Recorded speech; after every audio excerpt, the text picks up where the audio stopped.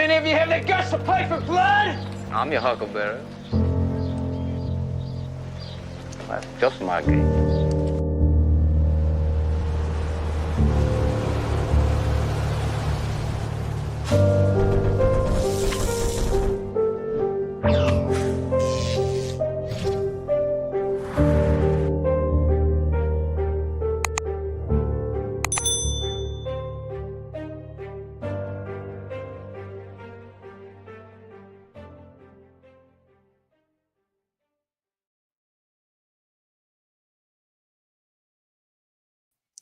All right, ladies and gentlemen, welcome back to MythVision podcast. I really appreciate you tuning in. This is a flex of dad bods here. If I can get all my dads who show up, the important body that they've formed over the difficult life that they've had. Seriously, I was like, what do I make for a thumbnail? Okay, I could put another image of me, just, hey, come hang out with me, Q&A.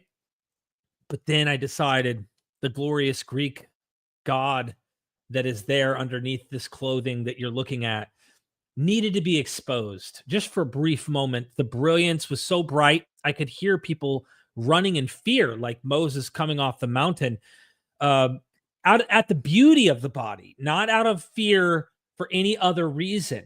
It couldn't be any other reason. It had to be the brilliance of the light coming off of the body. There's something magnificent about it, and I think that's the only explanation, which is why you were eyewitnesses to the thumbnail. I don't know who that was, thirsty with their tongue out, trying to lick their lips, looking over at me. All I know is they're in the ICU right now because the Queen of MythVision found them and handled it. I tried to talk her down. I said, listen, look at my body. You can't fault her, right? I mean, look at that body. What's that? There's a song that's like, look at that body. I can't remember. It's like a techno-ish type. Anyway, so now we have someone in the ICU because it's irresistible. I think everybody in here totally understands what I'm saying here. Hey, what's up? History Valley in the house. Nicholas Barron, Chronicles of Lucifer. Rami, forgive me if I butchered that. Got access to my Patreon today after it was suspended, so I became a member. Thank you for all the work that you guys do. Thank you so much. I really appreciate the support, my friend. Gabriella, Rick, Mushroom in the house. I don't have a dad bod. I've become a fat ass. The existential vegan. Thank you so much for the comment here. Aquarius Rising, dude. The dad bod. Happy Pappy's Day. Thank you so much. Thank you so much. I'm just reading here comments. Val Madness, Father's Day announcement, the summer equinox. Jackie's got the popcorn. Gerard, or I think it's Gerard. Forgive me if I butchered your name. Hello. Good to see you in the chat. Hey, everybody. I hope you're having a wonderful Father's Day. I just figure I'd jump in here, hang out with you for a minute. I'm trying to keep the momentum going of streaming, staying on top of that. It's my duty that I get in here and I try to be consistent. We've got a lot coming up. Me, the Queen of MythVision, Ryan, the 3 kids are moving within the next few months. So we got a lot on our plate that's coming up. And I said, okay, when stress hits, especially with the recent stuff that happened a couple weeks ago, when stress hits, Derek Lambert operates in 2 different ways with his magnificent dad bod, okay? He either buckles and then goes through a moment of a valley kind of pity party, or he puts on his Spartan armor, and mine was specially formed with roundness to fit my dad bod, okay? Totally fits. My spear works good for my body, the whole nine. And I go straight to combat. I go straight for the battle, and I don't let it stop me. So, I went through a moment like, what do I do? How do I get through this? We got this house that's coming up, all this drama that's happening, you name it. I think it's time that I just put on my armor and push forward. And so now I've been doing these streams every day. I'm taking questions. Of course, you know the rule, like I got to take care of 3 kids and the wife, right? So we need to have finances in order to provide, but I'll take questions. Shoot them at me now. I'll answer any super chats that come in. Are going to skip the line because it helps us. But I wanted to come hang out with you for a bit on Father's Day. Took my family to go eat. We had breakfast, lunch. We slept in and we had a good lunch. Now I'm here hanging out with you before Neil Gnostic Informant comes over. We're going to go swimming. He reached out to me and he said, look, man, we need to toast our dad bods in the sun. And I said, you're right. You're right. We have to do something to maintain the physique that we've acquired. For me, 37 years of age. And yeah, flexing hard, as you saw in the thumbnail. Okay. Gerard says, gotta go. Okay. Hello from Maine. Good to see you. Love your show. Happy Father's Day. Same to you, my friend. You move again. Yes, I've been renting. We've been renting for years and years and years. And I'm so tired of not being able to just do what I want in a house that isn't mine, to create a studio so that I can make MythVision glorious. And I've been in like bedroom after bedroom, house after house that we've moved into. Like right now I'm in a normal bedroom. This is a bedroom. This is a wall behind me, literally. And I'm making do. So I wanted to pop in here. Oh, darn. I thought you'd be at least shirtless. That's for the OnlyFans. Okay. I only gave you a snippet for the thumbnail. You can, that's going to cost you. Okay. That's going to cost some big bucks. Jackie again. Yes, I have to move. Year lease is up. They want me to renew it, but I'm not renewing it. I want my house. I want to try and get somewhere permanent and be able to put my roots in. Cast your cares to the Lord, Jan. Is it Yaz? I think it's Yaz. Aquarius rises. You still have the coolest hair. Thank you so much, Aquarius. You and Neil are and have been since the beginning a cut above. Thank you so much for the positive message. Start giving those that don't have a place to live a home, and watch the Most High provide for your home to you.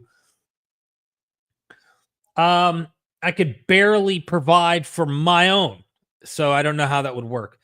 I guess I have a dad bod. Maybe I'm too old to get the whole dad bod thing. Bo D, your show is awesome and valuable information and education. Thank you so much. Appreciate that. That's what we try to do. You know, not everything I do on here is going to be consensus. I was doing a deep search one day and I was like, hold on. Let me go see what are people saying about MythVision. And I think the most criticism I have is on Reddit. Most criticism. And it's that, well, not everyone you interview is a PhD. And the ones that you do interview that are PhDs, a lot of times are fringe. They're not mainstream. They're not consensus. Okay. Like, it doesn't offend me. I guess if you're like I must ride the consensus wave about all these issues, then you're probably not going to be like happy to hear the different hypotheses that come out of different schools of thought and things like that. And that's fine. I think that's the worst I had. But we do try to get different takes, and I'm going to do better. I'm already doing it, but I'm saying, like, you're going to see an improvement of different scholars, even scholars that come from a little bit of a more conservative critical scholarship angle, not just, hardcore critical scholarship, which I'm into. And I'm going to try to do my best to bring that. But I also want to expand. As you saw, we talked about Artemis. I want to talk about all the Greek gods. I want to talk about the ancient Mesopotamian deities. I want to talk about Egyptian gods. I want to get in all this stuff so we can understand what's going on. J for J with the super duper in the house. Seriously, I really appreciate the super chat, my friend. Happy Father's Day, bro. You're doing an awesome job. Watched plenty of videos. Well, thank you. I am trying my best, man. I really appreciate you super chatting, and that's all you can do, is your best. And if you've done that, you sleep good at night. And that's all I'm trying to do, is the best I can. Keep bringing forward all sorts of ideas that I don't think are quite out there. And sometimes I get these like pedantic comments on Twitter. Someone who's being critical, they discovered that in 1976. I'm only speaking from my experience. let's use the Contillida Druid thing. I just did a Twitter post today. You can follow me at Twitter, by the way. We got a Discord. If you're not in the Discord, jump on the Discord. Link should be in the description. But someone went, oh, they discovered that like 40, 50 years ago. This isn't like scandalous. It's been around for 50 years.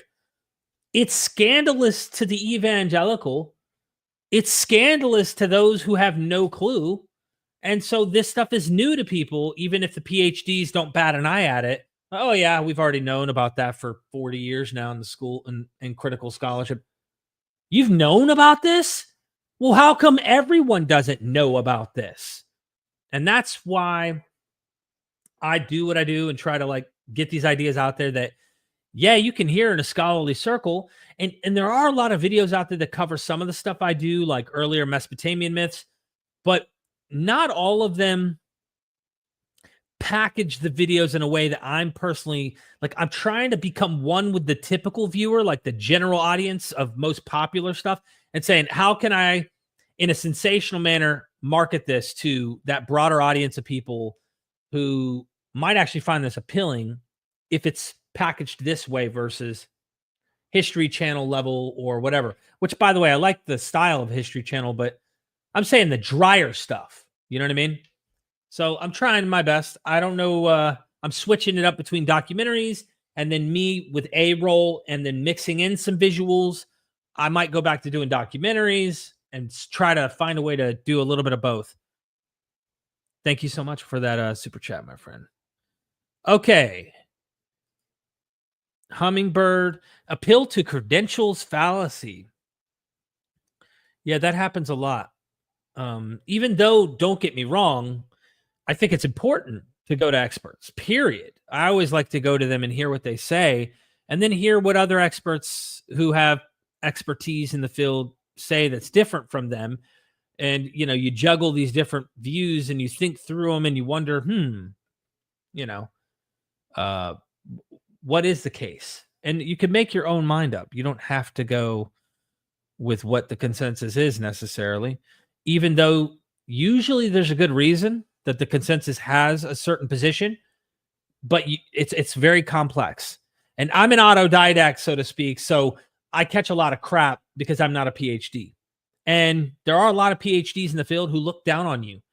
I'm not going to name any names, but like there's a lot of them that kind of look down on you if you don't have your PhD, and they kind of have this elitist mentality in a way of like, who are you? And I don't claim to be the expert, but I've interviewed, say, 30 experts in a field, and I'm thinking to myself, does this expert who kind of looks down on me know what this scholar is saying and why they're taking those positions in a sincere, understanding way, and not just a, oh, that's so fringe, screw those people, or already holding to a conclusion, therefore dismissing any new hypothesis from a different academic?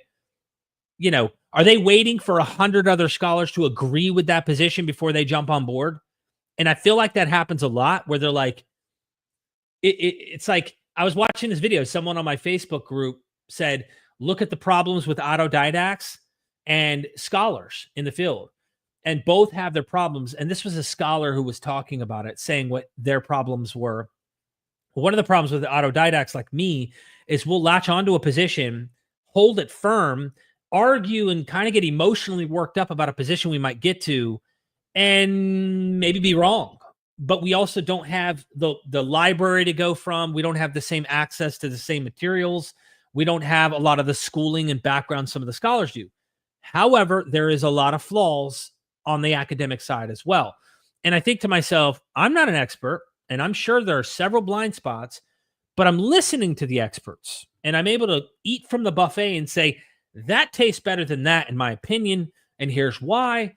And I think everybody who's viewing this should be on a journey. So my number one encouragement, and this is speaking to myself most of all, is don't ever get too certain and put your feet in concrete on any idea.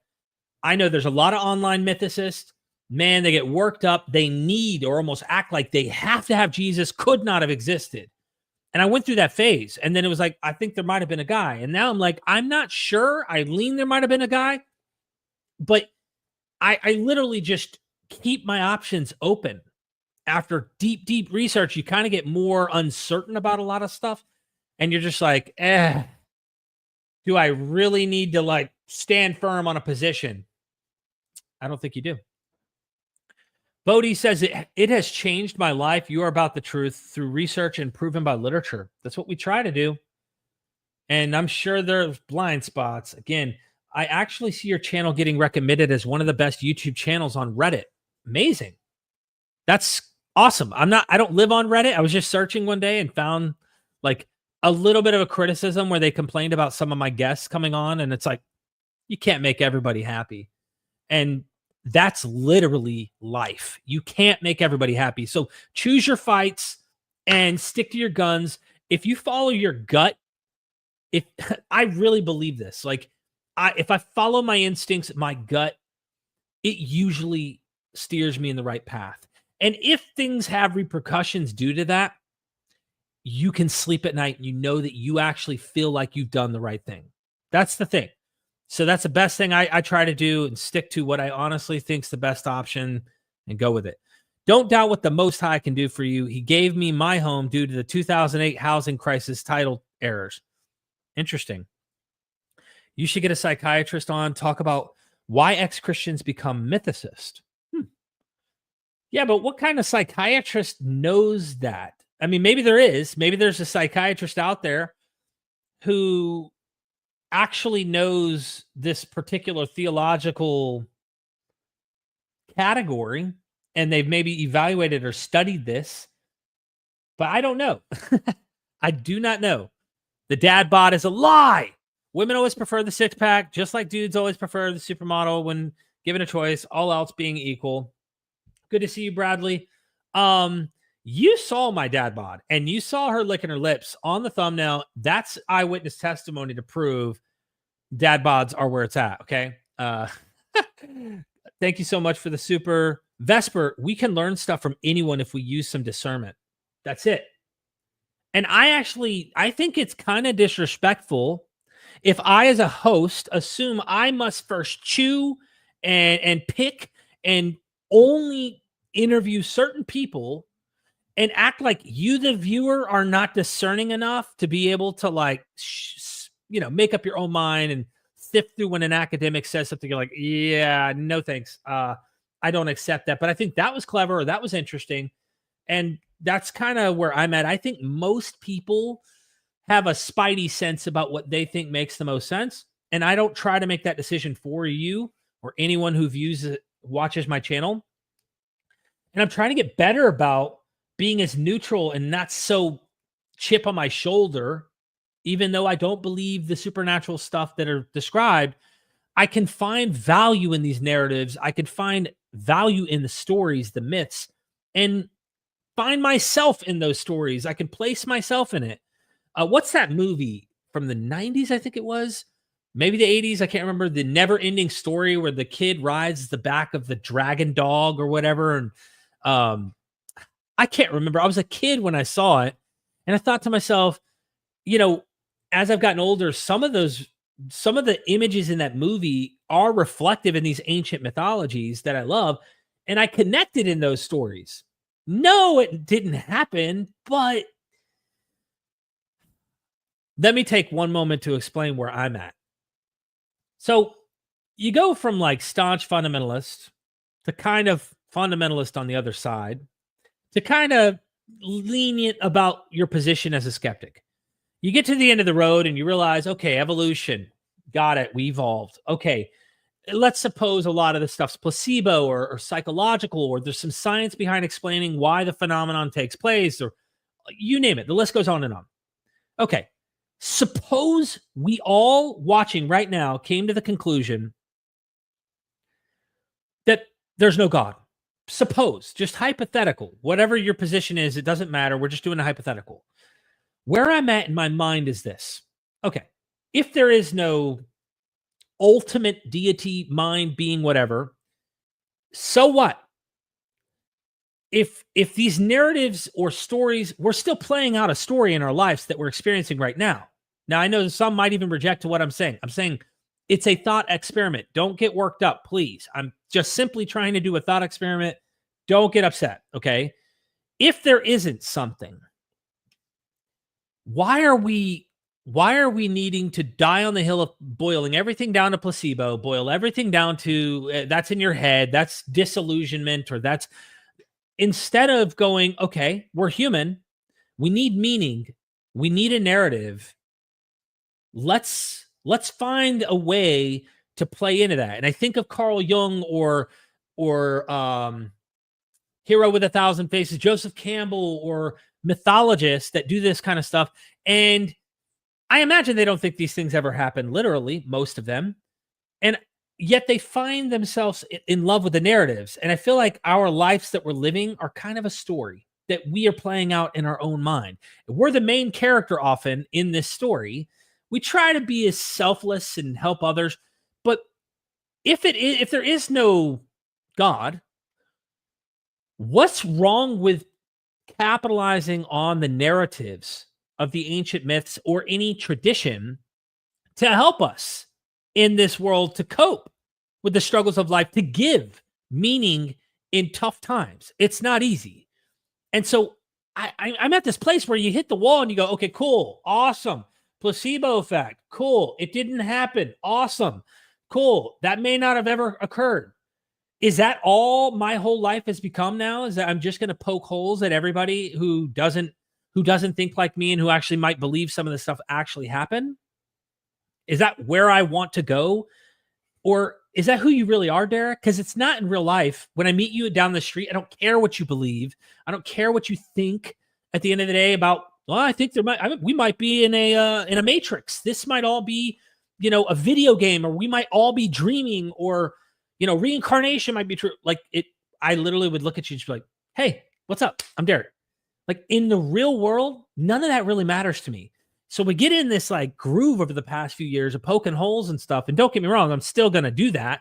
I'm still going to poke holes and have fun, but it's gotten so carried away sometimes that it's gotten emotionally to where it's caused tensions with people that I should have never had tensions with to begin with. The social media sphere kind of draws that and gravitates you to make poop throwing contests occur and tribalistic attacking rather than building up. Do I only want to poke holes, or am I interested in trying to build up? That's kind of where I'm at today. I hope that makes sense. I went on like a little preaching session there for a second, but I feel like when you're always trying to destroy everybody, Dennis MacDonald used to get on to me. He used to be like, don't destroy other people's toys on their playground. Life's hard enough.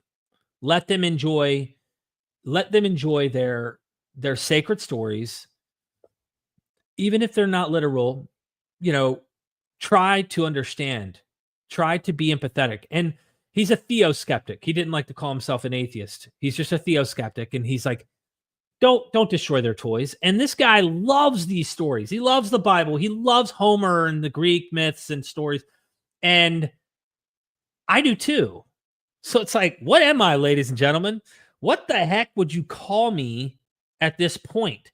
All right, I'll catch up to you. Sorry for the preaching session. This has been an important channel to me for a few years now. Thank you, Darla Clark. Thank you so much. Yeshua Curious, Adam Green in the house. What's up, man? Digital content. Real wisdom is always heretical. Mandy Moorhall in the house. Dad brains is more important.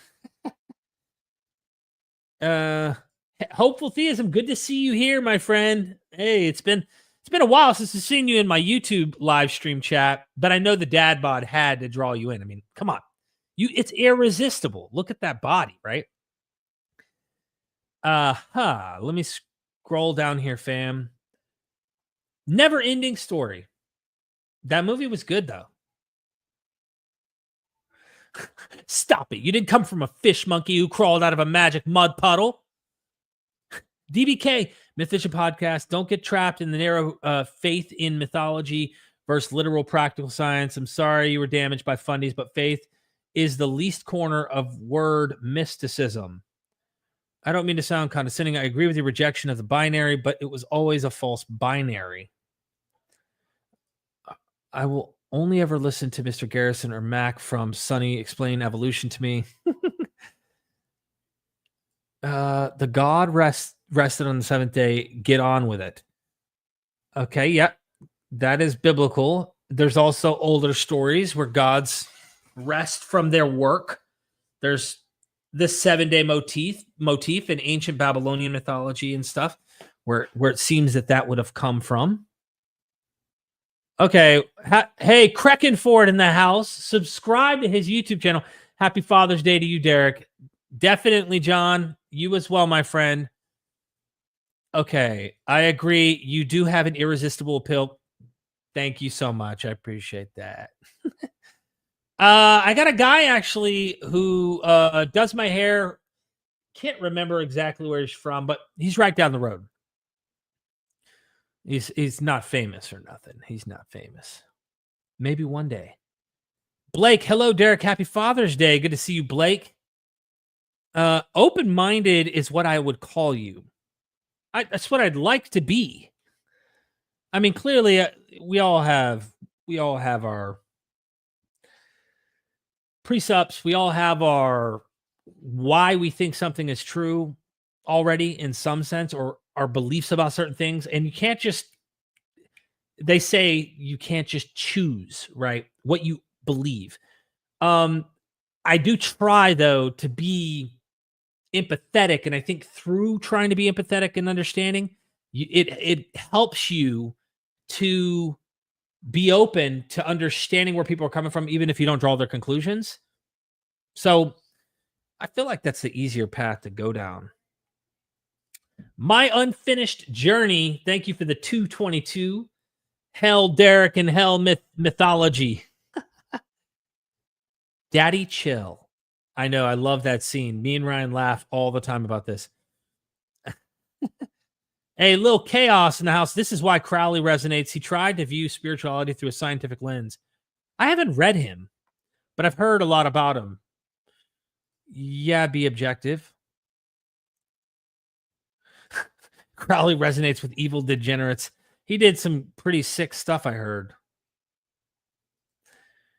Ben Dover says, I wish the sobriety channel didn't die. It's all, I'm already spread so thin, Ben. It's difficult to muster up the energy. And I also have to focus, total transparency, where I make money to provide for my family. Father of 3 boys, high school sweetheart. We've been married 18 years. Like, I'm doing my best to focus on what provides for my family, doing the best I know how. So it's very difficult to muster up the energy to keep doing videos on that channel.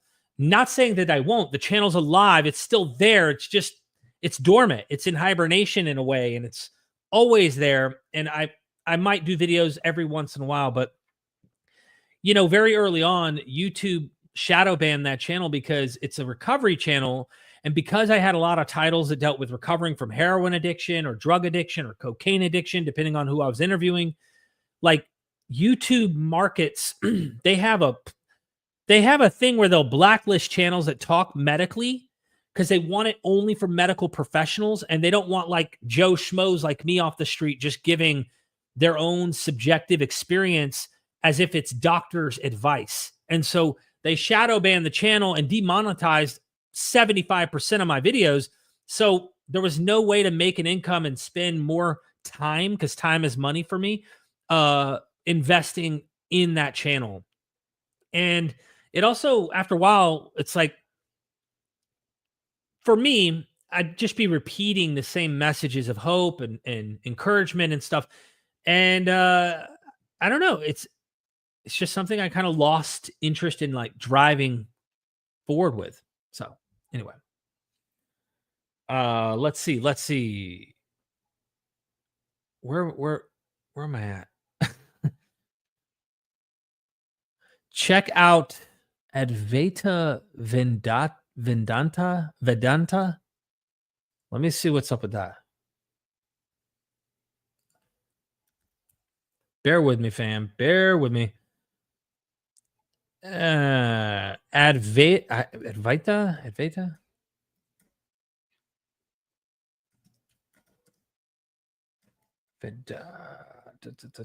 Vedanta. Okay. Here I am. I pulled it up. Is it Let's Talk Religion, or are you just asking like a general? I know they have a video here called Shankara and Advaita Vedanta. So I've never seen that. I'll have to check that out. Do you accept that nature is survival of the fittest? Yes or no? I do think that's the case. Which I think people misunderstand to be like the strongest necessarily, but I think it's the best mutated species, like a species willing and capable of adapting to its environment the best makes it the fittest. If you having money problems, you and Neil can start an OnlyPans. Huh. We could. Is Derek in Seminole country? What myths did they have? Seminole. Hold on. You talking about like Seminole?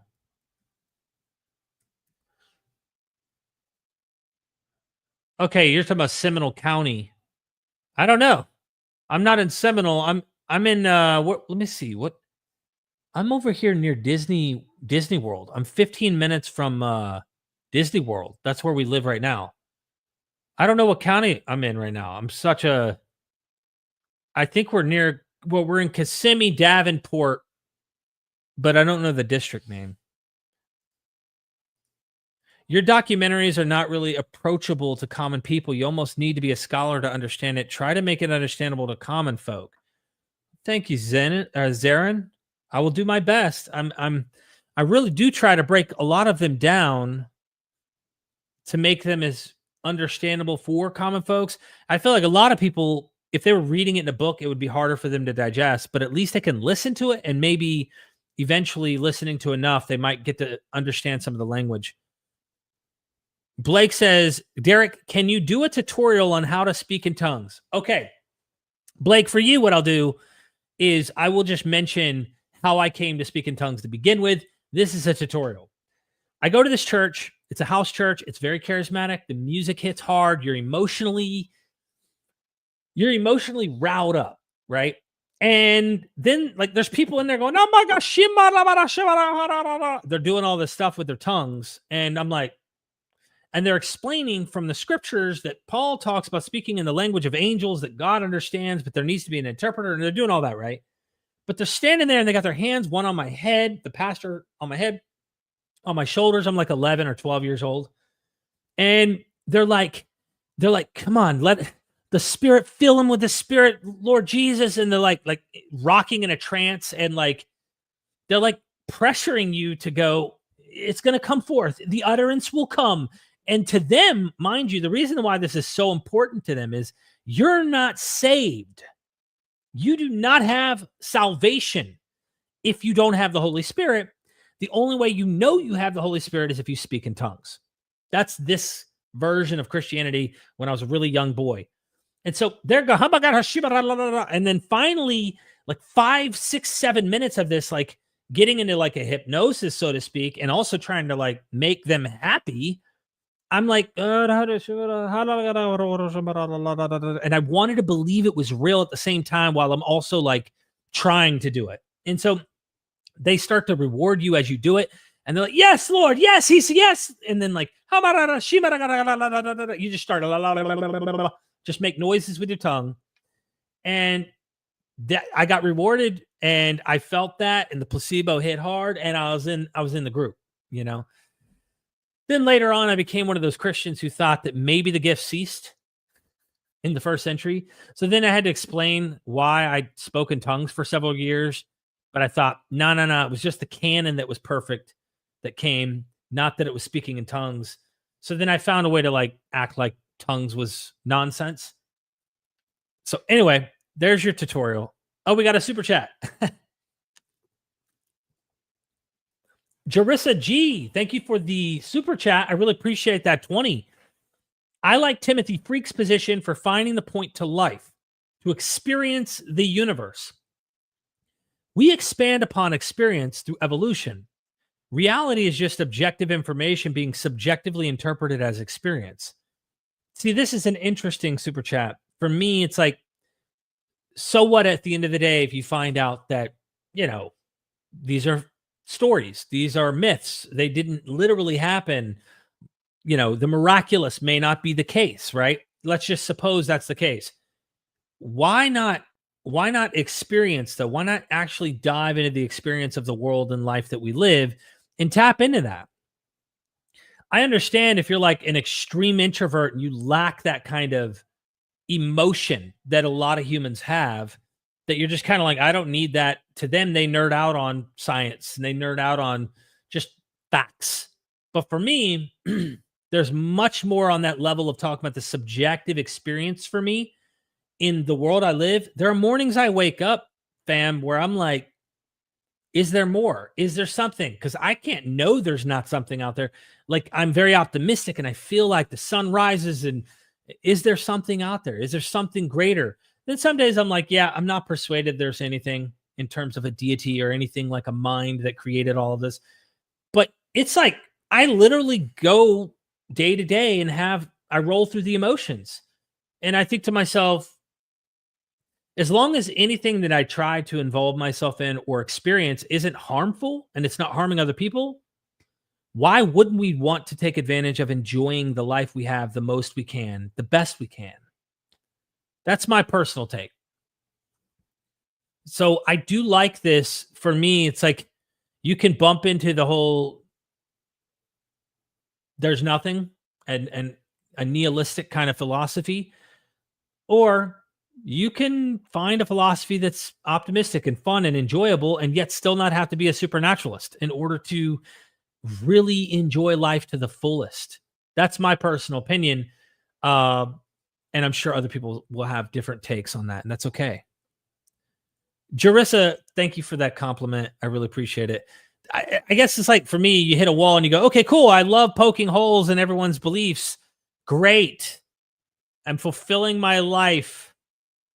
Yay. I mean, don't get me wrong. I'm kind of like, I do like being cynical.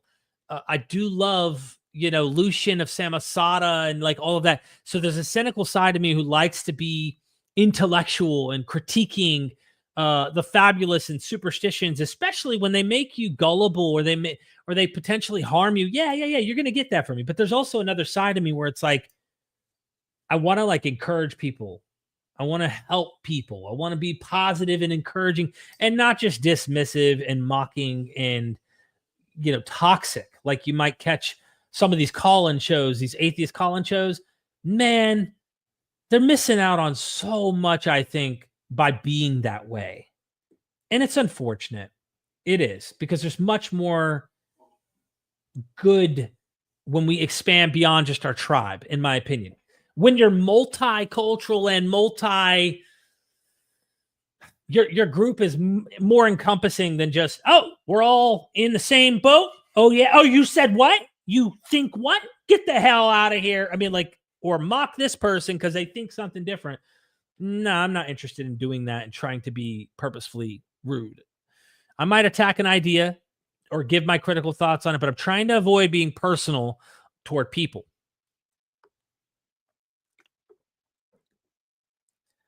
Little Chaos says nihilism is fine, but I love engaging with Gnosticism, dilemma, and Kabbalah, I think you said.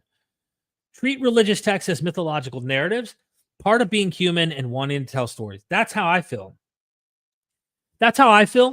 And if we are fortunate enough to find a house that we want to move into soon, I'd like to get one where I can actually have a little bonfire pit and have, me, the wife, and the kids will sit down and enjoy family time and tell stories and tell them, interesting stories that have them like in their own imaginative mind and spend more time together as a family like that. So that's, I'd like to do that. So now you're getting the spirit of the founding fathers. You're joining Alex O'Connor. He's on the same stage as you. Oh, really?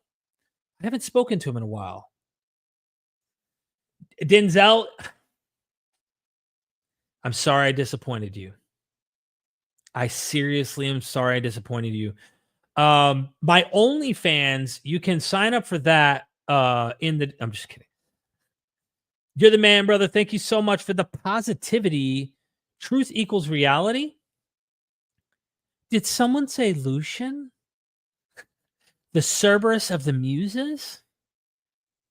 You can be a positive nihilist. I imagine that's possible. You could be a positive anything, probably. Oh, DBK is in the house again. But I do find significant meaning and insights from rabbis, saints, and Sufis whom I study along their methodologies. I think you could find it with anyone if you're listening. You can find something positive. You can also find trash, right? You can find stuff that I call it bone. You chew the meat and you spit out the bone. There's a lot of bone you can find, but if you're looking, you can find a lot of meat and learn a lot from people that I think is good. Get slain in the spirit. Yeah, on Patreon. That's where the dad bod really is, but you got a sneak peek in the thummy. What do you think of that 7-0 stuff people getting hooked on? I don't know anything about that. There are both theists and atheists who are missing out on some really great people. Absolutely. Absolutely.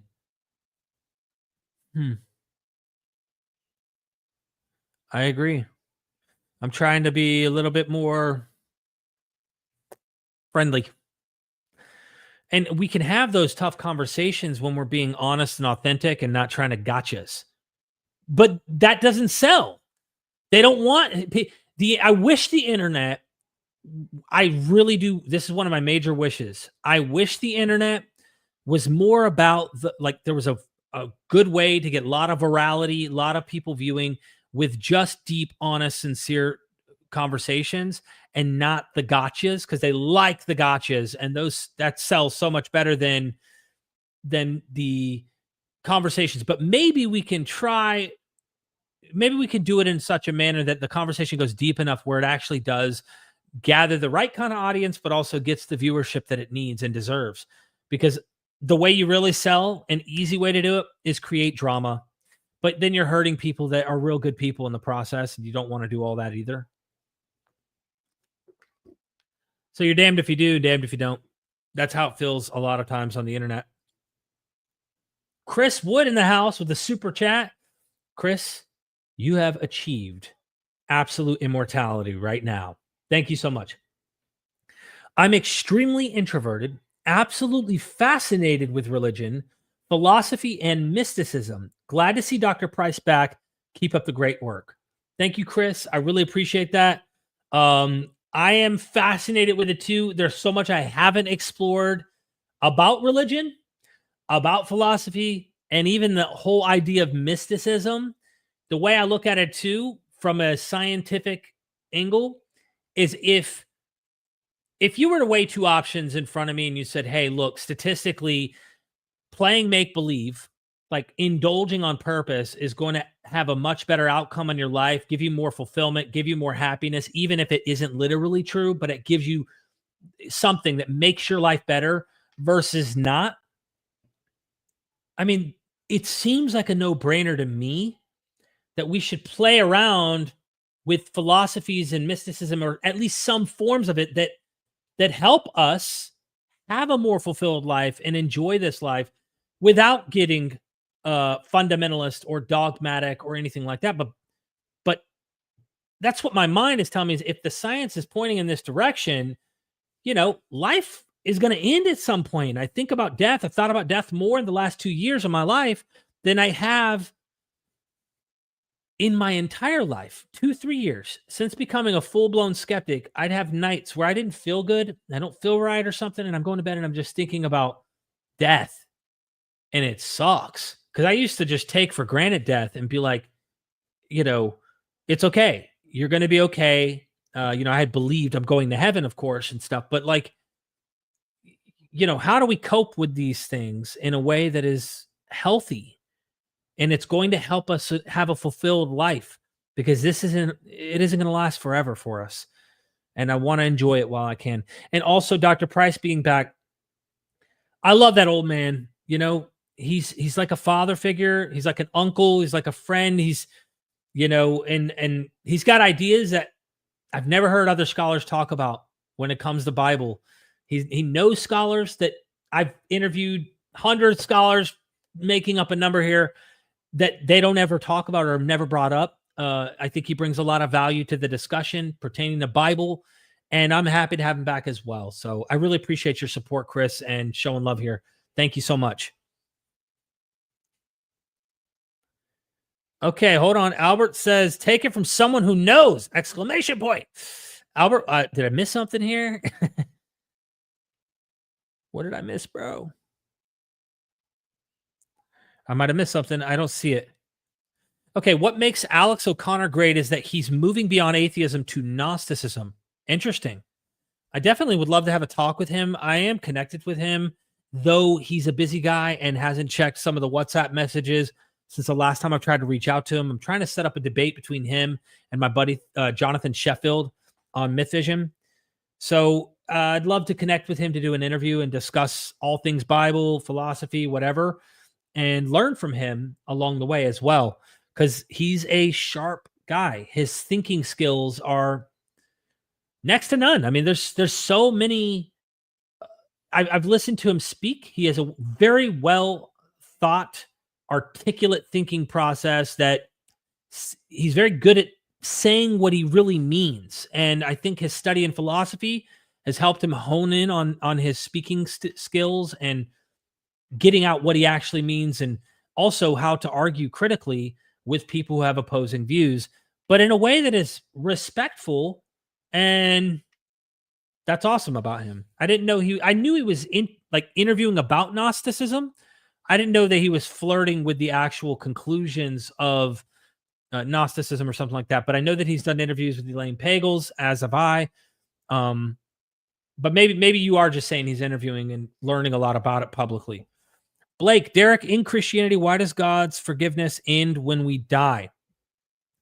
That's a really great question. I think that ties into the eschatology and apocalypticism, where they believe there's a final judgment. So once the judge has ruled, that seems to be it. I like some of the Christians who went a little beyond and tried, like Origen tried to make even Satan or the devil at the end will be forgiven. That's an awesome one. For me, like, if you're going to talk about God is love, and Christianity loves to capitalize on God is love, and you're going to run around and talk about this, nothing sounds like the ultimate love than saying that the ultimate villain himself will bow down, bend the knee, and be forgiven in some way, right? If you take the Christian bubble and you put it in your mind and you go, all right, which model? Like, if the most wicked evil of all evils and all things are actually forgiven and subdued under love, that would be the better model to me, if you had to buy into it. I just think we're kind of playing make-believe here, but nonetheless, I still think that makes the best. Ida, thank you for being a member, Ida. I really appreciate it. MythVision, what do you think about the dual origin Bible hypothesis? Dual origin Bible hypothesis. Okay, the dual origin hypothesis, specifically in the context of the Hebrew Bible, proposes that the stories of Genesis and the Moses story in Exodus initially existed as separate and competing narratives of Israel's origins. Competing narratives. These narratives, focusing on the patriarchs, Abraham, Isaac, Jacob, and Moses, respectively, were later combined primarily by the priestly source. It kind of sounds like it's going into the documentary hypothesis somewhat, or one of these hypotheses. I mean, I think it's, if this is talking about there are multiple potentially contradictory accounts within the Bible, I am persuaded that that is what's going on. I mean, Genesis 1 and Genesis 2, the flood, there's data in the flood accounts that just don't make sense. Even when I was doing my video recently on Nimrod, like the way that he's like jammed into this middle of the story of Nimrod is just placed in the middle of this genealogy, and it's strangely kind of forced and stuff. So there's definitely something going on, but I don't know this hypothesis, if this is just saying, I think P and non-P, that there was some other sources, and then there's the priestly sources, and they're competing, or they're fusing together competing accounts, or maybe they're not competing, but they might be just different, and they're putting them together. Sure, I agree. Even with Joseph and the Exodus account, there are two different stories. There's several different accounts. Which mountain did Moses go on? Was it Sinai or was it Horeb? Like, different traditions are being fused, but this, I'm not so sure if this is like a different kind of version of something like that. Let's see. It says, here's a more detailed breakdown. Competing, I should be sharing my screen so everybody could see what I'm looking at. Okay. So, competing narratives, the hypothesis suggests that the Genesis stories focusing on the ancestors and the Exodus stories centered on Moses were originally independent accounts of how Israel came to be. Priestly redaction. The priestly source, a later addition to the Pentateuch, is credited with integrating these two distinct traditions, creating the unified narrative we see in Torah today. This idea is related to the broader documentary hypothesis, which posits that the Pentateuch, Genesis to Deuteronomy, was compiled from various sources, J, E, D, and P. Biblical scholar Conrad Schmidt is a key figure in developing this hypothesis, arguing that the literary and theological differences between Genesis and Moses stories suggest they were originally separate. So yeah, I think this is like a consensus view among the academics, whether you're a documentary hypothesis, you want to call it dual origin Bible hypothesis, supplementary hypothesis. I think it's a consensus among academics that you're definitely dealing with various traditions that are obviously in some way contradictory or don't quite make sense. So someone patched them together. Thank you so much for that comment. Okay. I was never interested in Gnosticism because I never believed you can gain gnosis or enlightenment from a tradition without an unbroken lineage. I don't believe in resurrection, lost religions. Okay. Scrolling down, DBK says, MythVision podcast, you know how I usually feel about Christianity, but greatly respect St. Origen, great example. Eckhart, Simeon of Constantinople, etc. I got to check that one out. I think Origen was really cool about like using metaphors. He recognized problems within the Gospels. You know, he got over the whole literalistic thing. But I think there was a move toward that. Athanasius as well. Like there was other people who were moving toward a more metaphorical, especially by the 3rd and 4th century. They were doing a lot of that. So, but I know how to put on the mindset of when I was a Christian. And if someone was preaching a sermon just right, and they said, God is love. And they said, and since love is the greatest attribute, if you will, of the universe, and that is what God is, everything will be consumed by it at some point. You know, even the very being that they think is the most evil being is one day going to be absorbed. That is like the happily ever after story. And to me, the greatest. When you tell me people are going to cook forever in an everlasting afterlife for all eternity, but God loves you, but he, you know, that it doesn't, it's like you're selling me on a car. You're like, man, this car is so good. It's got like heated seats, air conditioned seats. It drives for you the whole nine, but it smells like dog poop. And it's going to break down after 1 year. I mean, you give all these good and then bad, all this bad. And it's like, I don't want this. That sucks.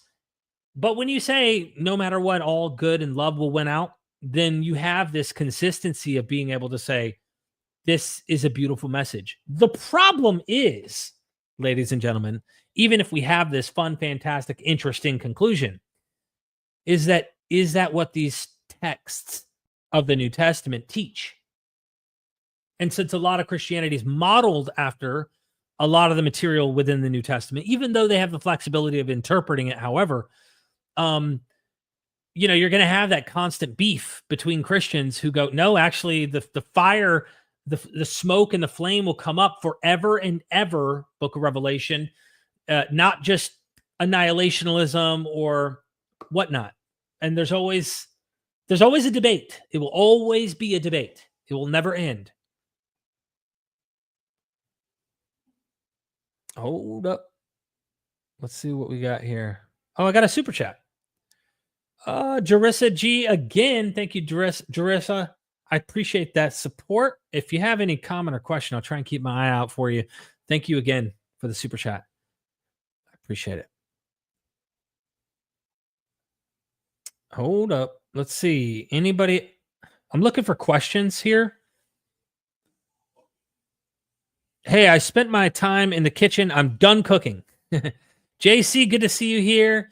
Darla Clark says, Derek, I've always believed that the story of Sodom was solely written to create the evil descendants, but it's not usually discussed. What do you think? Yeah, if you're talking, well, if you mean Lot and his daughters in the Sodom and Gomorrah story, I do think the biblical author is trying to paint the children of the incest relationship between Lot and his two daughters in a negative light. So whoever this author is of Genesis who's writing, he might be looking to people from tribes on the outside of their group, and they're saying, yeah, you guys were incest. That's why it's a way of politically poo-pooing your opponent, but in sacred literature.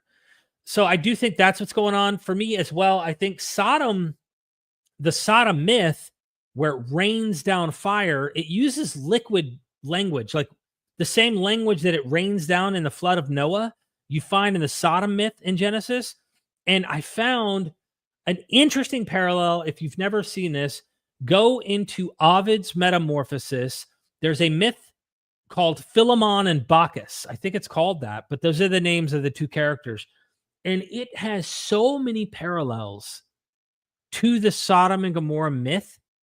Even if you go back to Sodom and Gomorrah, remember Abraham is visited by three strangers and there's a sacred tree. All of these details, right? Well, in the Philemon and Bacchus story, Philemon and Bacchus, who are husband and wife, they're older couple.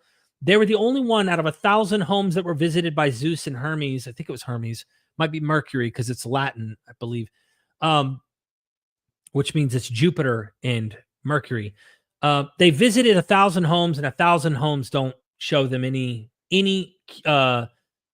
hospitality, which is the myth of Sodom. The angels come to Sodom and Gomorrah, and they are visiting Lot, and the men are trying to rape them. Well, everyone wants to interpret this story as a purely, well, the sin was that they wanted to sexually abuse the people who were coming in.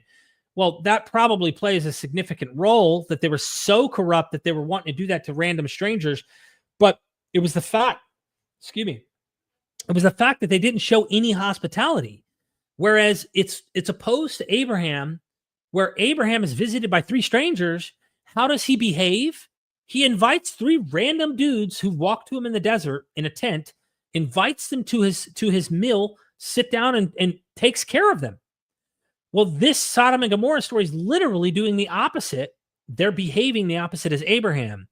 And here is the righteous man Abraham begging God not to destroy Sodom and Gomorrah. If there is yet 50 righteous, 45 righteous, 40 righteous, 35 righteous, 30 righteous, all the way down to 5, even if there's one.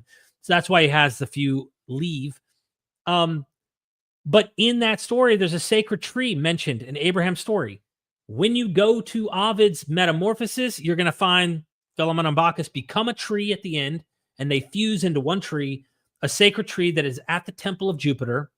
But also Ovid's Fasti, which talks about like the calendar and their myths related to times of the year. And I don't know which time of the year, meaning I don't know exactly where in Ovid's Fasti. There's a story where 3 gods appear to a farmer man. I think he's a farmer. His wife died, so there's no children. He has no offspring. And he shows hospitality. And then the gods offer him any wish that he wants. And he wished for a son. And the gods create a son. And it's pretty wild because in Ovid's Fasti, they describe them as taking a bull's skin. And then Ovid says they did things to it I cannot utter here, like it's gross. I don't know if that meant that they ejaculated or what they did somehow to make this son wish come true, which tells you by Ovid's time, there's some like deep-rooted mythology that he's working off of from the Greek and Roman world that goes back some ways. But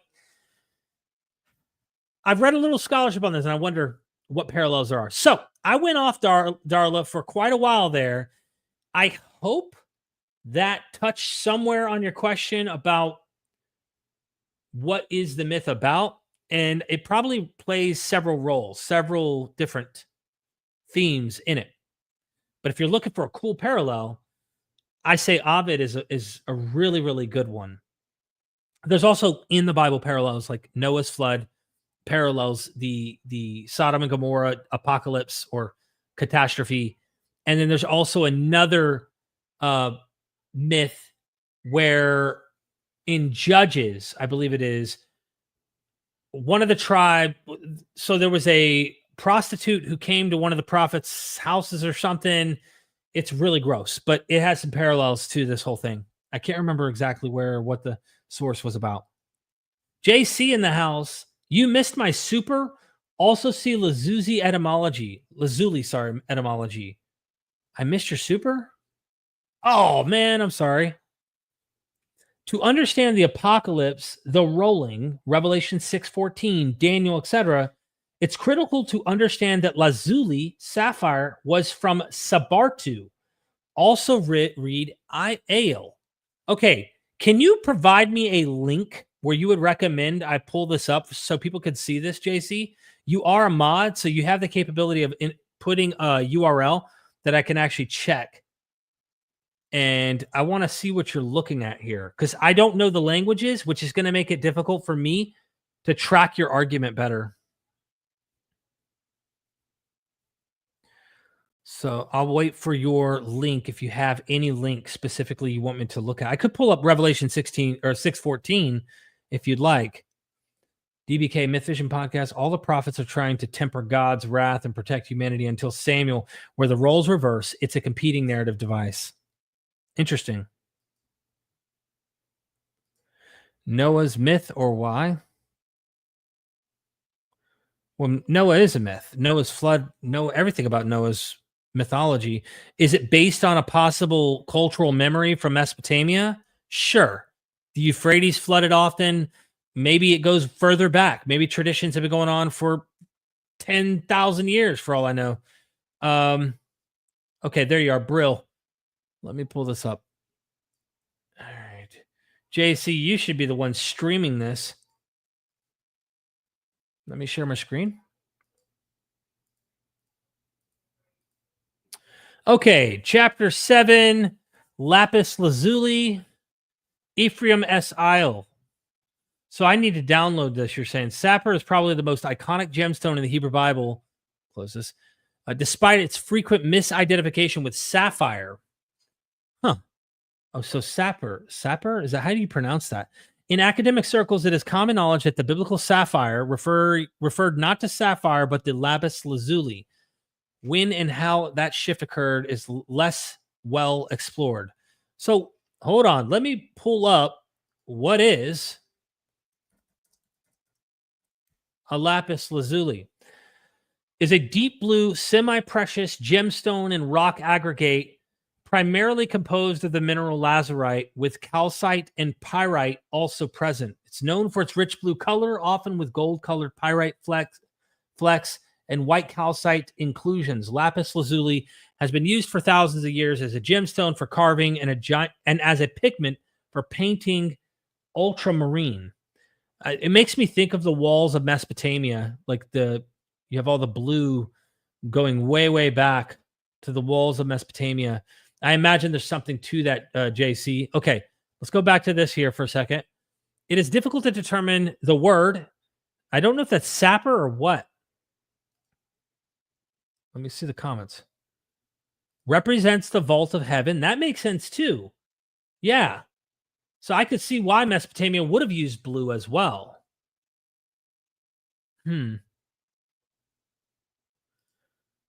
Flood myths go back before the Younger Dryas period. However, localized flooding events helped reinforce the myth. Well said. And this is coming from the myth guy himself, Krekenford, so check it out. Okay. The Sumerians imported their lapis lazuli from Arata, probably. Okay. So came to mean sapphire because early Hebrew sources rarely describe the stone directly. Lapis lazuli occurs only in deep blue, albeit crossed by bands of white and speckled with gold pyrite. But sapphires occur in every color. Color can therefore be used as a proxy for identity. The first unambiguous evidence that the semantic shift, lapis lazuli, sapphire, affected Hebrew is found in a pre-Sadian translation of the Pentateuch into Arabic, where sapphire is translated Yakut al-Abyad, white sapphire. Such translation necessitates the Semitic development. Lapis lazuli, blue sapphire, white sapphire. The culmination of this identity is found in the Zohar, 13th century of the Common Era, which states that the color of sapphire is that it contains all colors. So this is now let me ask you this, JC, because you ask some really in the weeds questions often, and I'm not a expert when it comes to any of this here. I've never read any. I'm not an expert at all, but I love studying this stuff. What interests you about this? What, if you don't mind, I'd like you've always dropped super chats here, man, and I just want to shower you with love right now. What are you getting at with this? What is your drive and an inspiration pertaining to this particular lapis lazuli, the blue? Like, what is it that you're trying to say is really, really cool? What is the discovery being made that you think is like, everyone, check this out, this is an awesome conclusion? And I'll wait for your comment there, and we will come back to you. I'm just going to take a few while I give you the chance to give us what makes your boat float here. What is making you driven? Like for me, I'll go, oh man, here's another parallel to another myth. Like I think viewers know where I'm coming from, where I'm like, holy crap, this story has another story similar to it, not identical, in a whole nother culture telling a story very similar in a way, though the details are different. That's my drive, right? I love finding out, oh, did you know that there's also another God who spoke and created? Or there's another story where a Garden of Eden story where they fell or whatever. Like, I like finding out those things. So DBK says, MythVision podcast, we've got a few great flood events that would have fit both slow and fast. But if Noah, Manu, first shaman from Tengri, then the flood story goes back well before agriculture. Thanks, DBK. Okay, this is related to the Sipru and Supru Nebuchadnezzar apocalypse. See the Akkadian words. This is associated with a rolling up of the heavens in Daniel and Revelation. Okay. So let me ask you this. Pertaining to the lapis lazuli and these etymological word games that, are really going all the way back to Nebuchadnezzar, or potentially even older from Mesopotamia, whether it's Assyria, Neo-Babylon, whatever. Why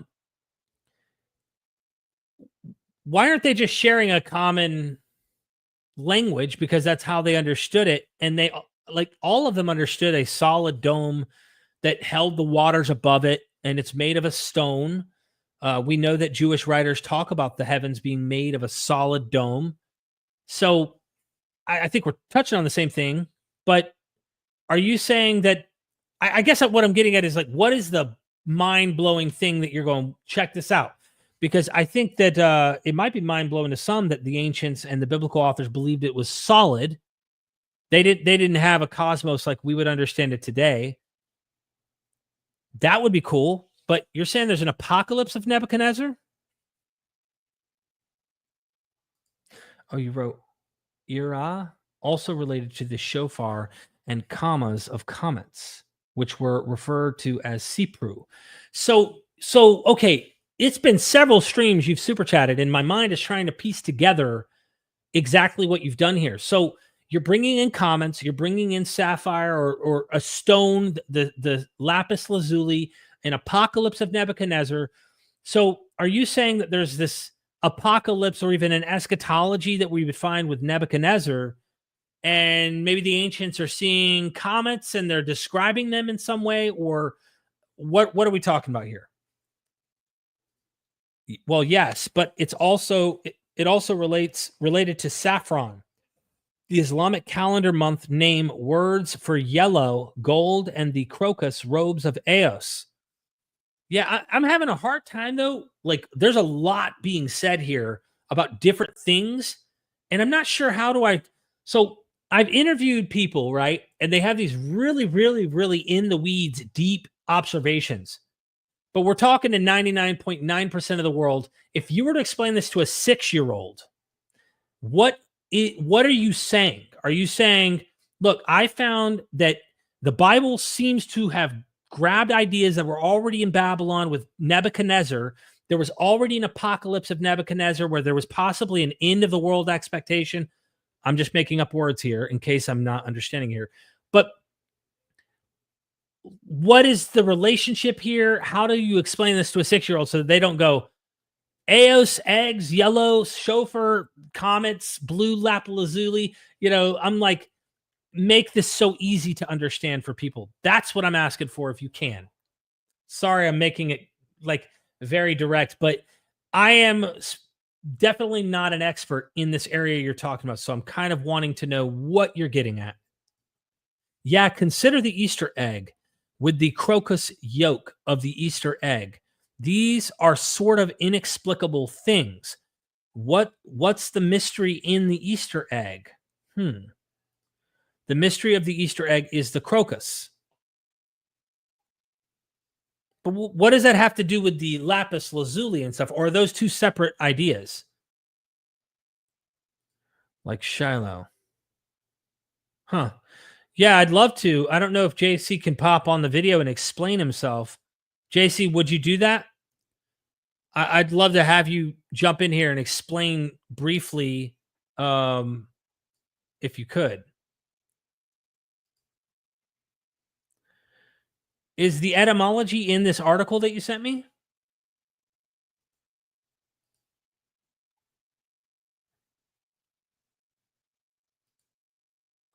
Yeah, because this is above my head. Honestly, I don't get the connection. But maybe I need to read all of this on another time to try and wrap my head around exactly how this connects to Easter egg, how this connects to Nebuchadnezzar's apocalypse, how this connects to lapis lazuli, and all of these things.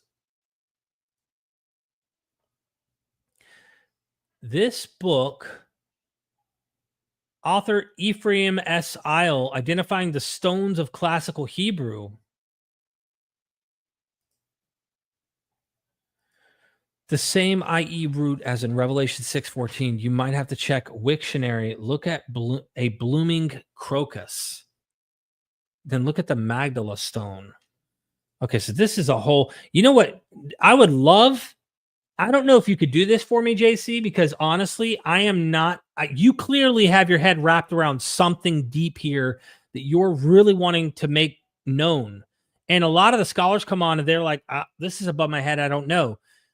I know this is me asking for homework from you, but because I don't know the language and I'm not really familiar with what you're trying to get at exactly, I'm wondering, what are the odds you could email me a clear, concise, maybe even visual PowerPoint or a visual like timeline of what your argument is and what you're trying to connect and how it relates to everything you're pointing out. Could you email me that? Because I could pull up the Magdala stone and pull up the Crocus sativus. I could pull this up right now, but I'm still going to go, okay, how does that here?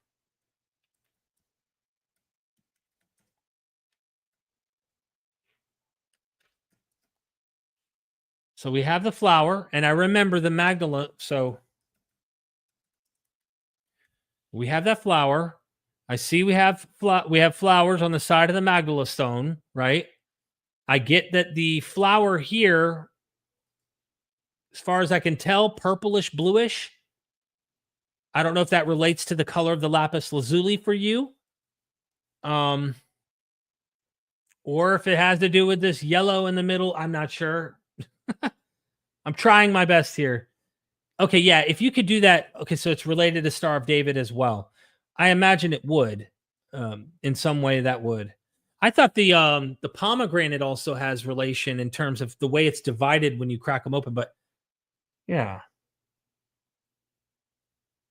I'm sorry if I'm, misunderstanding or not seeing how to connect those dots, JC, because you've been super chatting for many streams and trying to get experts to wade in. I feel like there's this like, you're seeing connections and having like this web of stuff I'm not familiar with. So it's hard for me to know how to make it make sense. But if you could email me, man, that would seriously mean the world, because I'm really wanting to get what you're connecting here. Okay, the reproductive cycle of the crocus was a mystery.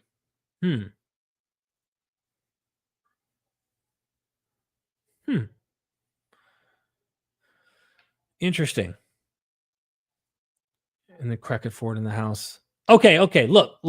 It's Sunday, right? I wanted to pop in here. I wanted to tempt you with my dad bod on the thumbnail, but I'm not going to keep you long. Any final questions before I roll out? But please email me, JC. I really want to get this I'm struggling. I'm frustrated because I want to know and see what you're seeing and saying, and I want everybody to know. That way, when you ask further questions that can dive into this, or if I have an academic on and you go, okay, here's you could super chat or whatever, and I see it, I go, okay, this is what JC has sent me, just so I can give you a rundown real quick. What are your thoughts about this? See if they have anything to say. But if I don't understand it, it's just going to suck, because now I'm like, JC, interesting question. I don't know the answer to. MythVision podcast at gmail.com. There you go, JC. All right. I just gave you my email. All right. Any final super dupers or any final questions before I go? Yes, your comments on the book of Jasher and its account of Sodom and Gomorrah.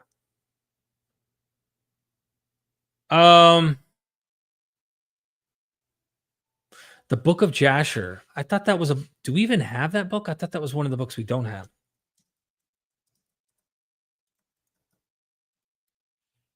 Do we have it?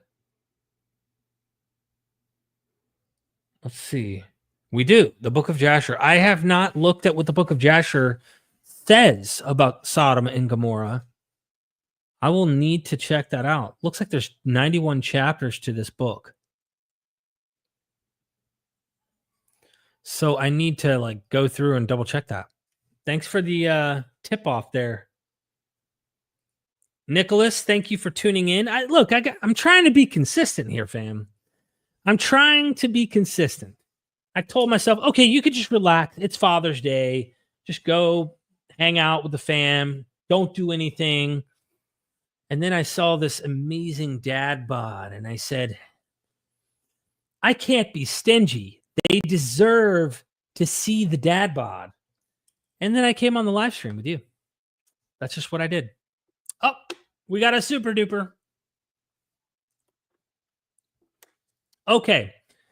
Ginsama, is there a reason why the seventh day after creation seems slapped on to Genesis 2 instead of concluding Genesis 1? Is it a simple scroll length thing? Well, from what I understand here, Genesis, so what we have are chapter separations. I don't think that the Hebrew has that. And so when we talk about, these are the generations of heaven, or Uranos and Gaia, if you're talking about the Septuagint or whatever the Hebrew is, this Genesis 2 verse 4 in our Bibles, but in the Hebrew, I don't think they might have had book title differences, but I don't think they had these chapter divisions.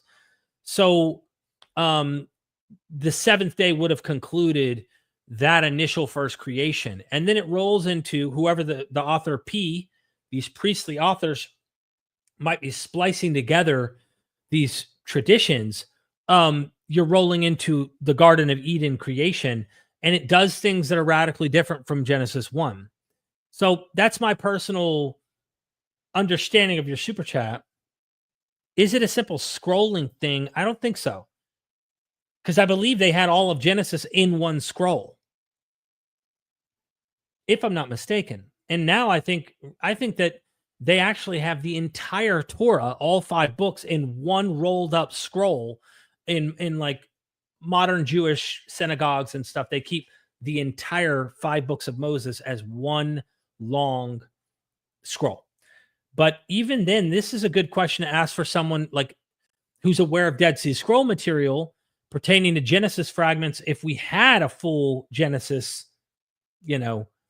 text, but what experts have to say about that as far as the actual physical evidence of the text and its relationship to how they would have wrote it back then, I still think that it wouldn't have been a scrolling thing that is dealing with the end of Genesis 1 and 2. I think it's more of a textual criticism argument that's stopping the first creation account and then putting in this new creation account where the God gets his hands dirty.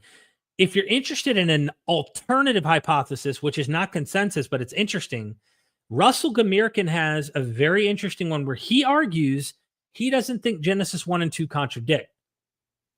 Or at least they may contradict if you read them as if they're trying to teach the one same God is creating. He doesn't think that they are. He thinks that it's possible, if you read Plato in his Timaeus, he mentions this perfect creator that creates the gods. And then because that God in Plato's God is perfect, can't create anything imperfect.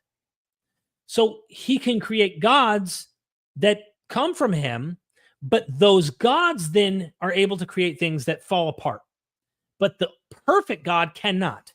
So he creates this kind of apologetic to explain creation, Plato does, and it also gets God away from the problem of evil. So where did evil come from? Well, now there's this new story where one of the gods that was made from the ultimate God. So if you look at Genesis 1, I hope I'm not strawmanning Gomerican here, but for you who've read him, if you're in the chat here, Gomerican argues that Genesis chapter 1, pretty much the end to day 7, like you're describing, is a perfect God. And this God creates everything and everything is good. It is good. But then where comes bad, right? This is the question. Okay, if all of this is good, then where is bad? Where does evil come from? So when you get to the second section of creation, this chapter 2 leading into the Garden of Eden, this God named Yahweh is a lesser God. It's not the high God, the ultimate God in Plato's kind of thought. It's a lesser God who gets his hands dirty. He literally makes man out of clay. He molds man with his hands. He makes man in the image of him. And then out of man came Eve with the rib. So where did evil come from? This lesser deity. And so when you look at Plato's Timaeus, there are two creations. There's this ultimate first chapter, so to speak, where perfect God creates gods, but then those lesser gods, and I think the perfect God also creates the universe, which is eternal in Greek thought. In Plato's thought, the universe did not have a beginning. I think it's, or maybe it did. I'm not 100% sure, but it's a perfect universe. Whereas man and evil and all that comes from these lesser gods. So that's Gomerican in a nutshell, I think. But of course, he goes way more in depth into his arguments. And I don't know. It's an interesting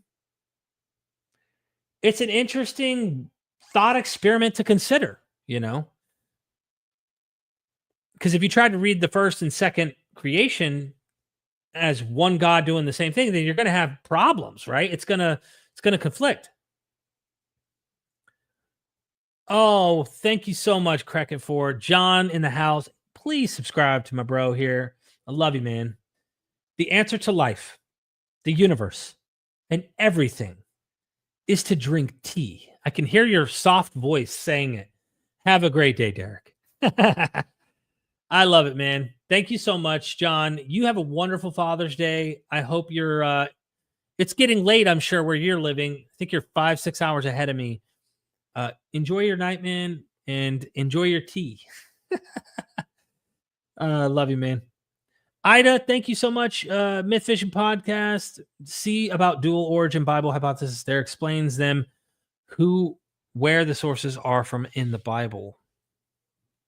You have to look into that more and actually see like if there's something different from the typical documentary hypothesis. Because I know there are more places where this dual tradition come up and they're conflicting. But I think Gomerican tries the best to make Genesis 1 and 2 fit in the Greek model of Plato and Hesiod's theogony and all of that. Anyway, thank you. I'm about to roll out here in just a moment. I'm Eastern Standard Time, Desmond. I like Plato, but he thought the father was a civic duty. Don't drink tea. It lowers testosterone. Drink Diet Coke. Really? I don't drink soda. I mean, I drink lots of soda for my dad bod. It's, yeah. No, I'm kidding. I stopped drinking soda a long time ago. I couldn't do it. Okay. Look, I'm going to go enjoy some time with the fam. I think Neil wants to come over and get in the pool. We're going to go chill, listen to some music, relax. Everybody, I hope you've had a wonderful Father's Day, and I hope you have a wonderful week. This following week, I might even see you tomorrow. We'll see. I want to try and do more streams, have more scholars on, promote more ideas from them. I love learning from them and get into other areas of thought. Who knows? You might see me talking to people that you never would have expected me to talk to and connect with. I'm looking forward to more. I love y'all. Seriously. Thank you, Ida. Nia says, I said specifically Diet Coke because regular has sugar and makes you more dad. Yeah, I get it. I just don't like, I can't imagine that's healthy either at the end of the day. Shout out to Zoroaster. That's going to be fun. If your bod is a dad bod, I'm faltering. Didn't even take off the shirt. Nah, you got to pay for that. Spectral Cord, thank you. Thanks you as well, Derek. Thank you, Spectral. I really appreciate that. I love you guys and gals. I got to get out of here. We're going to go give Neil a ring here in just a second. Again, I'll let you feast your eyes on the dad bod.